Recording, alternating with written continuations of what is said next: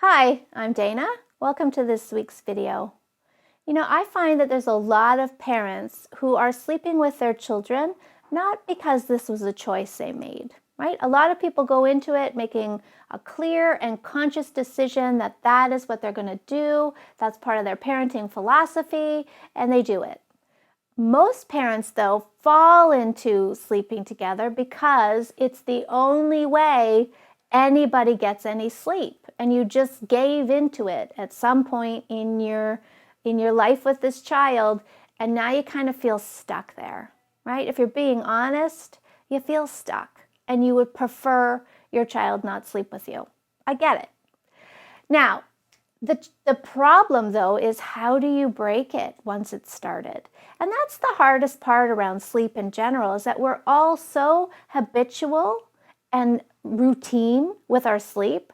You have this routine before bed, you get into the same side of the bed every night, you have to have your water on the bedside table, your earplugs on standby, whatever it is. These are the little scenarios, or I call them your sleep strategies. They're the things that you've collected over the years that help you make falling asleep easier and staying asleep. Those are your habits. And we know that habits die hard. We know this, but they really die hard when it comes to sleep because we're just so protective of our sleep environment. We do not like change around sleep because any kind of change around sleep causes some mild anxiety. If you don't have your earplugs, you can't tell me you don't feel a bit anxious about that. So keep that in mind going forward. If you want to change this behavior with your child, you would like your child to sleep in their own bed, that there's going to be some hard nights because change is hard.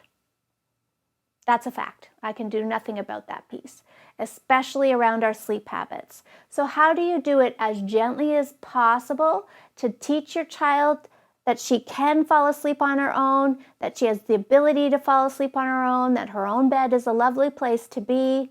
You do it as gently as you can. Now, I have a strategy in the Sleep Sense program that is perfect for this particular scenario, to get out of the bed sharing scenario. It's going to do it as gently as we possibly can, in little increments, so that your child can get comfortable in a gradual way, learning to fall asleep. However, I'm not going to sugarcoat it. There will be protest.